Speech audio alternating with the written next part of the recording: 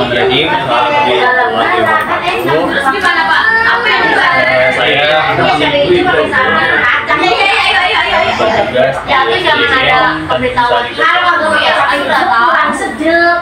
sejak 2014.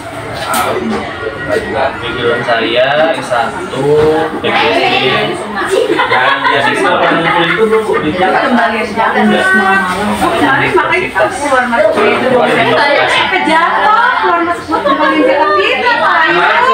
Itu udah dulu kayak satu potongannya.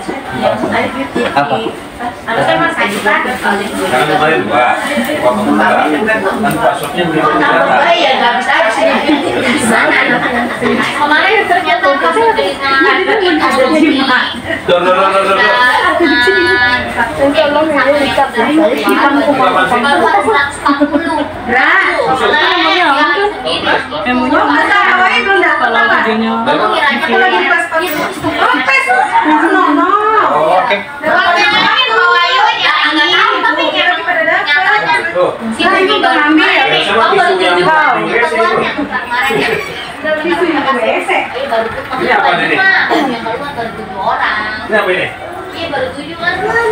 itu buat siswa. Kayak sesi itu ya urin. Kayak begini bentuknya. Oke, untuk sesi perkenalan saya rasa video urin ya bentuknya.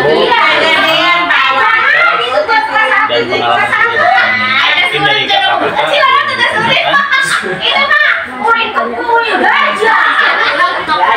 ya kan bentuknya kayak begini nih Pak. Bapak, sebenarnya kan kami sudah menginterview anak kelas 4 SD tentang perubahan wujud benda, dan situ dari beberapa wawancara mereka mengakui ada beberapa kesulitan di bagian membeku, mengkristal, menyublim, menguap. Alasan mereka bilang itu karena nama-namanya susah dan juga karena kurangnya praktis. Jadi di sini ada beberapa pertanyaan. Bolehkah kami tahu apakah ada murid yang menunjukkan kesulitan dalam memahami materinya? Jika iya, boleh ya Bapak mengidentifikasi mereka ini bagaimana? Oke, bicara kesulitan siswa kita membedakan sifat wujud benda ya, artinya muslim, buku dan lain sebagainya seperti itu ya. Nah, materi ini kan sebenarnya di kelas 4 untuk SD ini, SD Tanjung Sari ada perubahan kurikulum dari 2013 sudah kurikulum Merdeka. Nah, di kelas 4 ini baru masuk ke kurikulum Merdeka.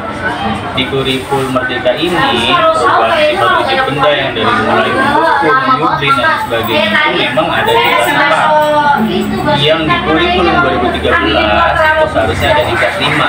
Artinya dipercepat materi ini menurut saya. Sehingga yang kelas 5 pun untuk membedakan siswa agak susah, materi ini dipercepat, di kelas 4 pun mereka lebih kesulitan. Terlebih kadang ada beberapa sekolah, di sekolah kami pun ketika mulai awal ajaran tahun baru karena penyesuaian ya dari kurikulum 2013 kurikulum Merdeka, fasilitas belum siap, belum ready, sehingga memanfaatkan kerjasama antara guru dan siswa. Akhirnya saya mencoba berbagi informasi yang saya tahu dan kecepatan siswa dalam menangkap apa yang saya sampaikan. Bagaimana menyikapi atas siswa yang kurang mampu dalam memahami materi? Biasanya saya memberikan ringkasan rangkuman materi yang saya siapin dulu, sehingga nanti di rumah dititik agar anaknya lebih banyak membaca, karena dengan membaca itu sebenarnya membantu siswa tersebut untuk mengingat. Kalau kita mau tahu masalahnya datang aja. Biasanya media yang saya gunakan sumbernya ya dari bisa dari TikTok bisa, kemudian saya rangkum lagi di Canva, kemudian nanti di share ke guru. Ya di Canva-nya lebih banyak materinya lagi sih. Aku kan susah dari bajunya. Siapa yang di sekolah? Saya Ada yang sifatnya perlu dijelaskan dengan gambar, perlu. Ada yang sifatnya tulisan juga perlu. Tergantung subbab materinya. Kalau memang materinya harus sebatas perkenalan, biasanya hanya mengetahui agar siswa itu mengetahui apa sih gitu. Jika sudah nanti masuk ke bahasan lebih mendalam, itu ada prakteknya. Nanti ya Kak, saya nomor 2. Kita berjuang barunya ya.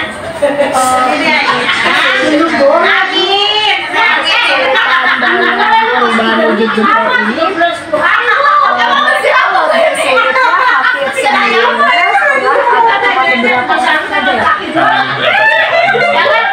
Yang melatar belakangi dari kurangnya lancar dalam membaca dan menulis. Kenapa penting buat orang pelajar ya? Bisa 1, 2, 3 atau 4, 5, 6 ya, ketika dia membaca dan bisa lancar, ya insya Allah daya pemahaman itu juga bagus.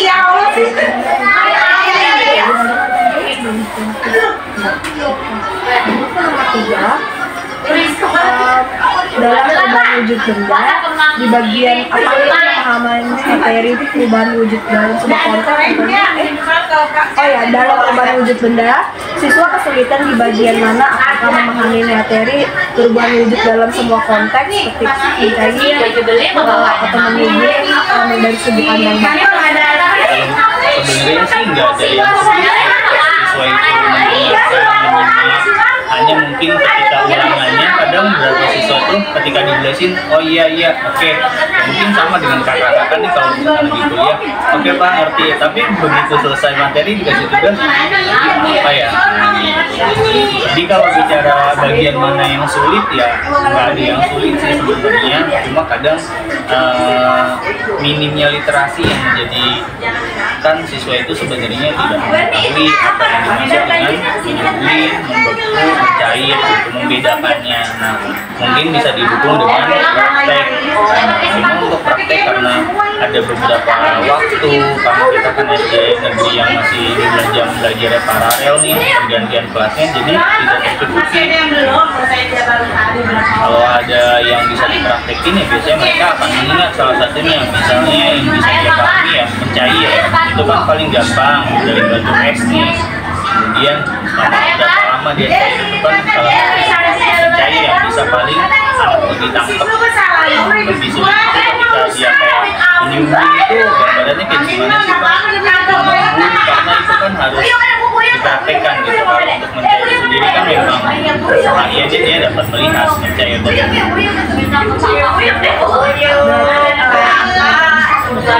Yang paling simbolnya ibu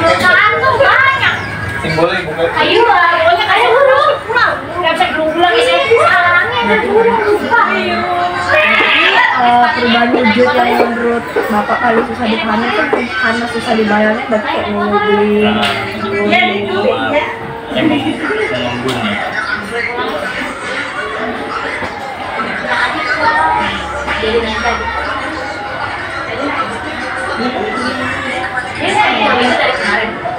Apakah kesulitan yang muncul lebih terkait dengan pemahaman konsep dasar atau istilah ilmiah atau penerapannya? Lebih ke penerapannya. Nanti tanda ke rumah ya. Misal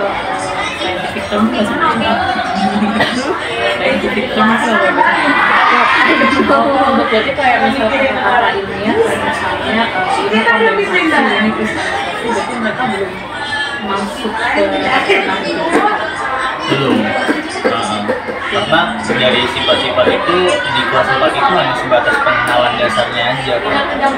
Pendalaman itu biasanya di kelas 5.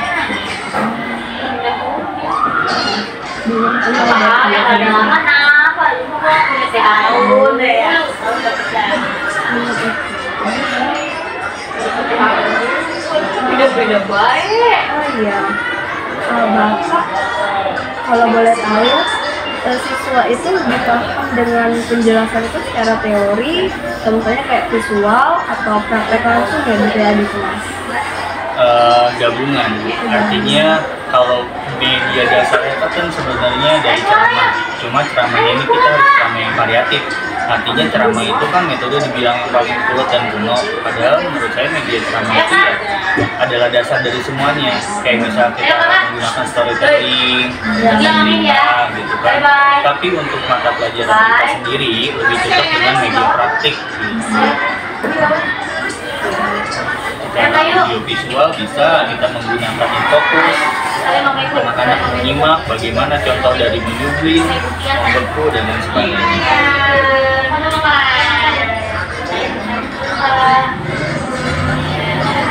Saat siswa diberi contoh perubahan wujud di kehidupan sehari-hari, apakah mereka bisa menghubungkannya dengan teori? Kalau enggak, kendalanya apa ya?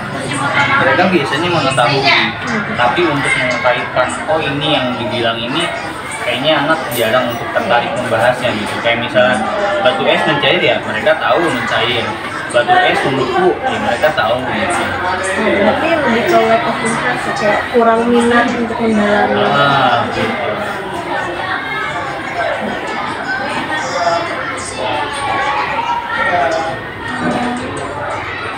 Sebelum kita masuk ke pertanyaan ke-8, wah, bagus nih. Boleh nggak Bapak kita tahu gimana ya cara mengatasi siswa yang sebenarnya mereka tahu tapi mereka tuh nggak mau mendalamin materinya itu? Kalau saya pribadi ketika ada kontrak belajar itu, anak setiap kali ganti tahun atau ganti kelas yang saya kedepanin itu adalah kesepakatan dulu sih Kak. Artinya di awal pembelajaran itu harus ada kesepakatan. Kemudian ada penegasan ketika siswa melakukan sebuah hal yang membuat konsentrasi belajar teman-temannya terganggu, itu bisa menggunakan turus. Kalau saya misalnya satu kali yang ini ganggu, saya akan tulis D1. Ini peringatan 1 di papan tulis. Sampai ketiga baru ada peringatan yang lebih tegas. Misalnya ketika dia nggak mau belajar ya minimal banget biar dia tahu mana yang baik dan tidak baik, saya minta dia untuk berdiri. Ini bangkunya masing-masing. Jadi kalau di depan kan kayaknya diskriminasi banget ya.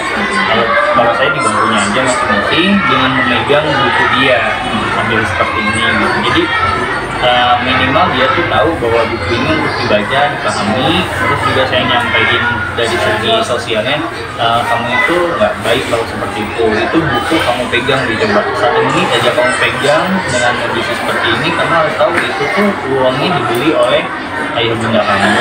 Nah, kamu tuh capek nggak pegang kayak gitu? Kalau kamu merasa capek, nah kamu harus tahu orang tua kamu sekolahnya tuh capek, butuh uang dan sebagainya, makanya kamu harus baik. Tapi kan pasti di kelas tuh banyak yang sebel banget. Untuk kayak atasan itu pernah nggak Pak coba konsultasi juga sama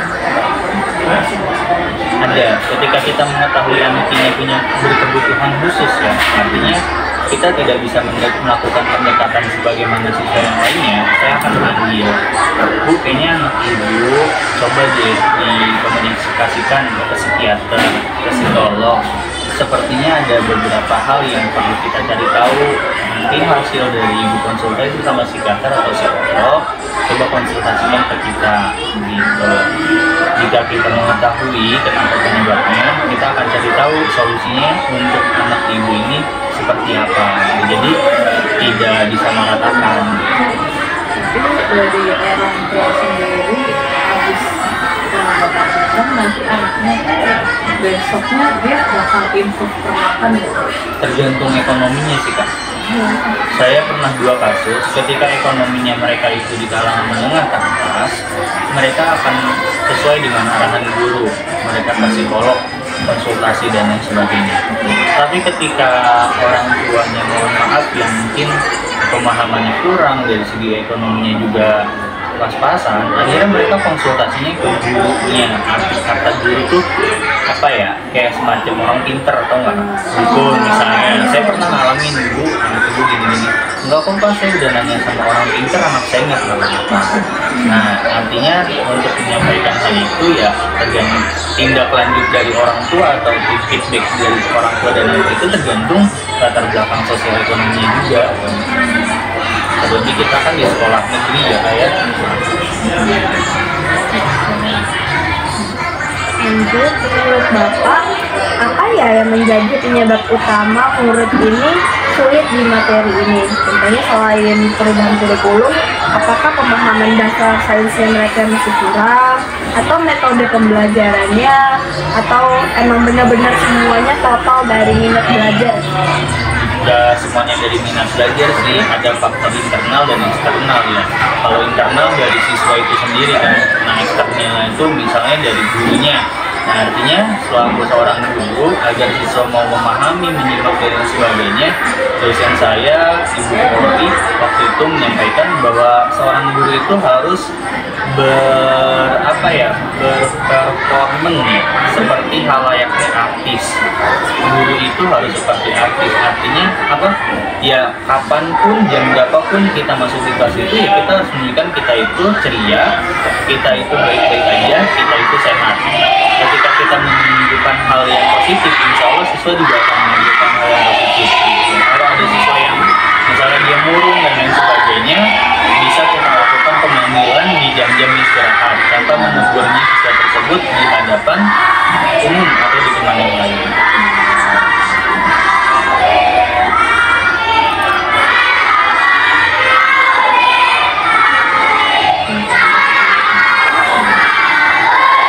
Nanti untuk faktor eksternalnya yang mungkin pengaruh seperti lingkungan belajar, motivasi, apakah ada faktor eksternal lain yang mempengaruhi seperti lingkungan belajar, motivasi siswa, atau cara siswa menyerap informasi? Dari faktor eksternal, Iya. lingkungan luar bisa dari kondisi sekolah, misalnya kondisi sekolah lagi karena di pinggir jalan, kadang kan ramai, jadi sulit untuk fokus dan konsentrasi. Terus keterbatasan media belajar. Untuk sekolah sendiri kadang punya media yang semacam proyektor Kita ada laptop, ada infocus, ada alat peraga. Cuma yang kadang jadi problemnya itu karena alatnya itu kadang kita bergantian. Misalnya salon ini kan ada 2 di sekolah ini, di salon. Tapi kadang ada di mana waktunya itu berbarengan. Dibutuhkan untuk kegiatan di lapangan oleh guru olahraga, dibutuhkan untuk kelas lain. Nah itu yang jadi salah satu problemnya. Bisa seperti itu. Bagaimana Bapak melihat peran media pembelajaran yang digunakan, misalnya buku, gambar, eksperimen dalam membantu atau justru membuat siswa makin bingung? Media belajar itu hal yang sangat penting, baik media belajar yang audio visual atau apapun itu. Jadi intinya media belajar itu sangat amat dibutuhkan karena memudahkan siswa melihat secara konkret, terutama pada mata pelajaran IPA ya, seperti IPA itu kan banyak prakteknya. Tiap murid itu pasti cara belajarnya kan beda-beda, ada yang visual, ada yang kinesthetik juga kan. Itu cara Bapak untuk mengkolaborasikan semuanya dalam satu kelas itu kayak biar semuanya belajar gimana? Ya kita tidak boleh monoton kan, artinya walaupun audio visual atau misalnya kita menggunakan infocus, itu hal yang menyenangkan untuk siswa melihat dan mendengar. Tapi kalau kita sajikan itu setiap hari, kayaknya itu menjadi sesuatu hal yang biasa. Misalnya kita praktek terus setiap hari, itu dia menjadi sesuatu hal yang biasa juga. Jadi kita bervariatif, misalnya di minggu pertama kita materi secara umum, nanti di minggu kedua kita mulai dengan bagaimana langkah-langkah membuat praktek tersebut. Di minggu ketiga baru kita praktek. Jadi dari materinya dulu di minggu pertama, di pertemuan minggu kedua nanti ke langkah-langkahnya, bagaimana secara pemutaran video, bagaimana Pak langkah-langkahnya. Jadi anak itu harus paham dulu langkah-langkahnya. Di minggu ketiga pada saat praktek, jadi dia tidak terlalu banyak bertanya, Pak ini gimana, karena mereka sudah melihat langkah-langkahnya itu harus seperti apa. Oh ya, untuk kita masuk ke strategi, metode apa yang Bapak sudah coba untuk bantu siswa yang kesulitan memahami materi perubahan hidup benda ini? Apakah metode tersebut efektif? Penggunaannya adalah problem based learning dan juga PJBL, project based learning. Kedua metode ini yang selama ini lebih efektif untuk digunakan dalam mata pelajaran IPAS. Tapi untuk hasil kelas 4 sendiri, kita langsung masuk ke bagian praktek, itu kira-kira efektif apa enggak? Soalnya kan kata-kata tadi kelas 4 itu masih baru. Kalau langsung praktek, nanti mereka tidak dapat teorinya, Kak. Cuma mereka tahu langkah-langkahnya, oh ini yang dimaksud caranya kayak gini ya. Tapi ditanya, kamu tuh tadi habis belajar apa? Misalnya belajar tentang cara perubahan di benda mencair. Mencair itu apa? Ketika menjelaskan mencair, dia cuma tahu ya itu batu es jadi air. Tapi untuk mendefinisikannya mereka tidak dapat. Berarti lebih baik teorinya dulu. Kalau menurut saya gitu, harus mengetahui teorinya terlebih dahulu. Kayak misalnya kakak suruh masak nasi goreng, ya minimal tahu dulu dong mana garam, mana micin, gitu kan. Jadi lebih ke berfokus teacher center dulu, baru student center. Bahasa kerennya kakak gitu. Ya, kita bahasa di kampus kayak gitu. Ya, apakah kami boleh tahu pernahkah Bapak memberikan pendekatan berbeda, misalnya eksperimen sederhana atau diskusi kelompok atau media visual? Jika iya, gimana hasilnya? Itu selalu dilakukan ketika pada pembelajaran praktek. Ya misalnya pendekatan secara langsung, pembentukan kelompok itu pasti akan dilakukan seminggu sekali di mata pelajaran apapun. Karena kalau misalnya kita biarkan anak duduk sendiri-sendiri, nanti kemampuan sosial dia nanti rendah. Nanti ketika bentuk kelompok pun kan digabung antara siswa yang istimewa, yang sedang, yang kurang. Jadi mereka biar bisa saling membantu. Kalau dikelompokkan sama yang pinter-pinter, terus kan kalau temenan biasanya ya pengennya yang gitu kan. Terus kalau di kan biasanya kan kebanyakan dia kayak yang cenderung aktif banget, pasif banget, kayak numpang nungguin. Bapak itu tahu mereka cuma numpang lama doang, itu gimana atau waktu ketika kerja kelompok, makanya pentingnya guru ketika kerja kelompok itu jangan duduk kita ikut terlibat di dalamnya, kita harus bergerak melihat itulah tiap-tiap kelompok itu dan mengajak, ayo nah yang ini bagi tugas, ini jatah kamu, ini jatah kamu gitu. Jadi sehingga semuanya bisa aktif. Yang bikin anak itu nggak aktif dalam kelompok biasanya ya ketika dikasih tugas mereka anteng dengan kelompoknya, dulunya misalnya mengkoreksi tugas yang lain. Lebih baik fokus dengan kegiatan prakteknya.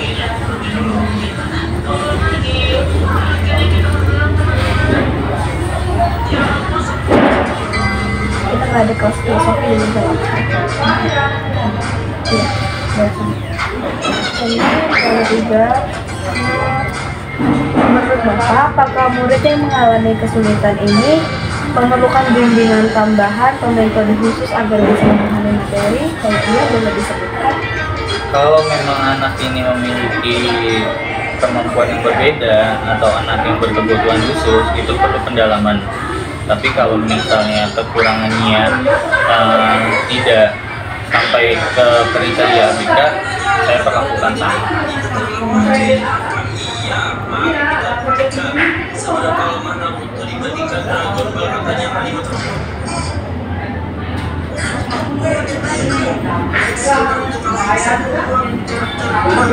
Refleksi, apa yang menurut Anda bisa diubah atau ditingkatkan dalam metode pembelajaran? Apa yang menurut Bapak bisa diubah atau ditingkatkan dalam metode pembelajaran agar murid lebih mudah memahami materi terutama menuju benda? Yang perlu dirubah itu yang pertama tentang mindset dari mata pelajaran tersendiri. Artinya kita buat bahwa mata pelajaran apapun, baik itu IPAS ataupun matematika, itu adalah pelajaran yang menyenangkan. Kemudian media ajarnya kita gunakan yang menarik, serta metode pembelajarannya pun kita cari yang sesuai dengan kebutuhan siswa kita. Lalu untuk harapan Bapak ke depannya untuk sekolah ini itu apa? Harapannya sekolahnya bisa ditingkat biar nggak ada sekolah siang. Iya ya, biar nggak ada. Itu paling penting kan, makanya kayak kelas 4, kelas 3 lagi panas-panasnya kan jam 1 harus masuk, pulang sore apalagi kalau musim hujan nggak bisa pulang jam setengah 5 atau jam 5, pasti dipulangin lebih awal karena di belakang banjir. Pulang telat itu mereka nggak bisa nyebrang ke rumahnya gitu. Jadi harapan apa biar lebih efektif ya, sekolahnya harus ditingkat biar satu rambut pagi semua.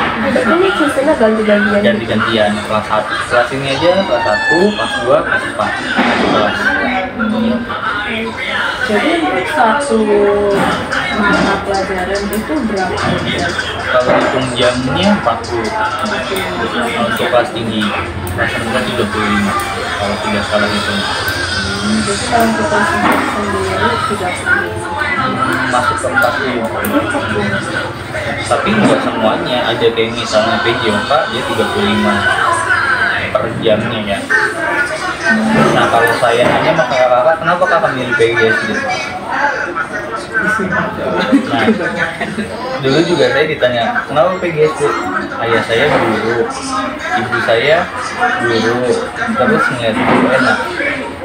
Kakak semester berapa? Semester 2. Yakin mau jadi guru? Yakin. Hah?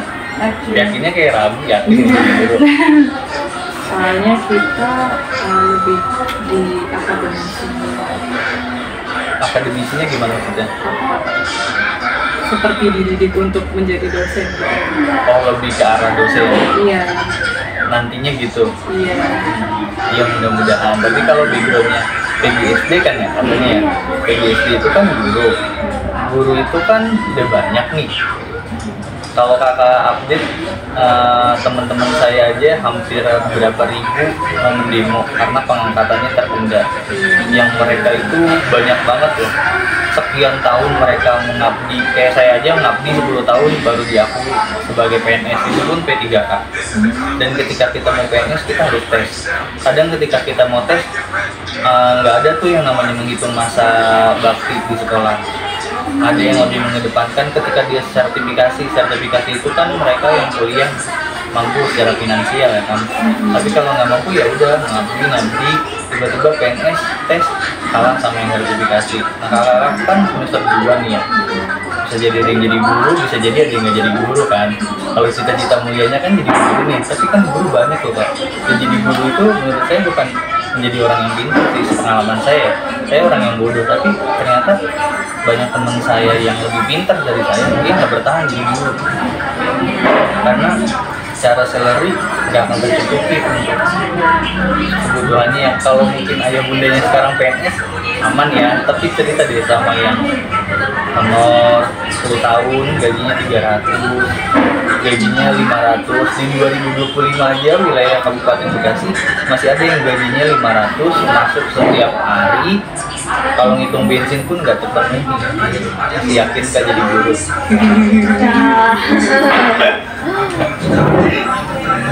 Ada lagi Kak? Satu lagi sih. Satu lagi. Bagaimana cara Bapak memotivasi murid yang kayak sudah merasa gagal, terlanjur merasa aku nggak bisa nih di materi ini, aku takut belajar ini. Saya jangan memaksakan. Biarkan dulu, nanti di momentum dia udah lupa dengan rasa capeknya dia, baru kita ajak dia untuk mempelajari materi itu lagi. Gitu. Kalau misalnya dia dipaksakan, misalkan nggak bisa ini nggak bisa, semakin tertekan ya semakin dia diem lama-lama nangis. Gitu kan kalau anak SD. Kayaknya dia lupa kita nanyain. Media belajar yang dipakai di sekolah ini, apakah Bapak selalu pakai dalam slide PowerPoint atau fokus dari buku aja? Gabungan. Gabungan. Ada yang dari buku, ada yang dari PowerPoint, ada juga yang dari kit. Kit itu kayak alat-alat IPA gitu. Tapi pernah nggak Bapak kayak bikin PR gitu ke siswa secara berkelompok, tadi bikin PPT lalu besoknya dipresentasikan ke anak? Enggak, kan mereka belum kelas 4. Mereka belum bisa PowerPoint. Waktu berarti mereka belum Beda zaman.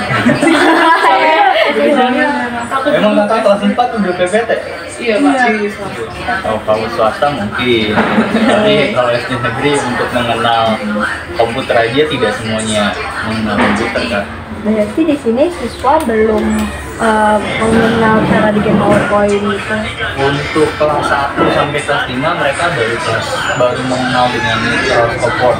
Oke. Mereka mengenal mengetik di Word itu bisa bikin apa aja, tapi untuk membuat PowerPoint belum nyampe. Dan saya garis bawahi tidak seluruh sekolah negeri bisa memfasilitasi pembelajaran komputer. Lagi mau tanyain teman-teman, Mayo, Asya, Rafa. Kayaknya udah. Sudah. Semoga bermanfaat. Semester dulu dipikir-pikir Kak, jadi juga. Soalnya kita nanti bulan Juli udah masuk semester 3. Masih panjang. Belum sampai semester 3. Jadi tahu deh kalau jadi dosen itu kayak gimana. Kalau proyeknya dosen saya juga bermimpi jadi dosen pengennya. Kalau saya kuliah tuh pengen langsung S2, nanti biaya sendiri, kerja dulu. Ternyata kerja di SD itu nggak cukup untuk biaya kuliah.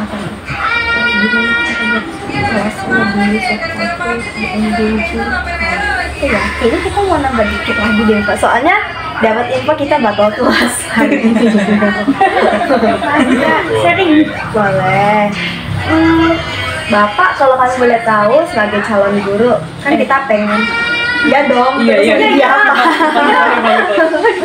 Gimana cara kita menciptakan ruang lingkungan belajar di kelas itu yang suportif, yang efektif, yang menyenangkan untuk siswa. Jadi siswa tuh kalau masuk kelas tuh nggak ada masuk kelas gitu. Ada pelajaran Yang pertama dari kitanya sendiri Kak, motivasi internal dari seorang guru. Oke. Berangkat dari rumah itu harus dengan kondisi yang baik, melepas semua permasalahan, beban yang ada di rumah untuk datang ke sekolah secara profesional. Yang kedua, istimewa seorang guru itu ketika kita datang dengan kondisi apapun di jalan, di rumah, kemudian mereka bersalaman, itu insya Allah dan alhamdulillah saya rasa selama ini ketika datang, anak-anak datang, assalamualaikum, cium tangan dan sebagainya, itu langsung lepas gitu permasalahan kita, sehingga di kelas juga kita bisa balik enjoy karena anak-anak itu punya tingkah yang nggak bisa ditebak kan. Berarti intinya dari kita dulu sebagai guru. Dari kita dulu. Kalau cara kita biar siswanya ikut berpartisipasinya gimana Pak? Biar mereka mau mengikuti alur yang kita mau, kita harus menarik, kita harus membuat media ajar dan metode pembelajaran yang mereka sukai. Walaupun tidak 100% semuanya suka, minimal 70% itu menyukai dengan apa yang sudah kita konsep.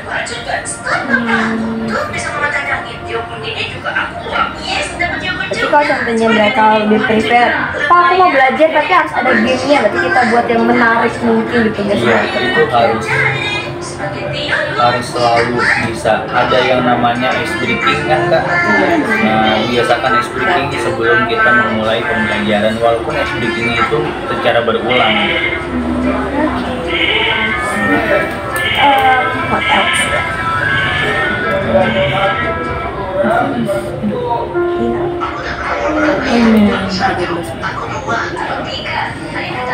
Apa bahasa Indonesia how do you talk in your research? Oh ya, kayak maybe atau gimana ya kita bilang ya? Untuk kebutuhan siswa itu kan berbeda-beda ya Pak ya. Nah, gimana sih cara kita mensupport itu dalam mensupport siswa dalam kebutuhan yang beda-beda tiap kelas gitu. Contohnya siswa A dia udah paham, siswa B ini dia masih pengen tahu tapi daya penyerapannya masih kurang gitu maksudnya. Kita ajak mereka membuat kelompok. Oke. Jadi yang tadi saya bilang ketika kita membuat kelompok itu di situ kan ada nilai di mana dia tuh bisa berbagi ilmu pengetahuan. Yang pintar ngajarin yang belum pintar, atau yang tahu ngajarin yang belum tahu. Yang belum tahunya kita semangatin, kita ajak untuk ikut mencari tahu di dalamnya.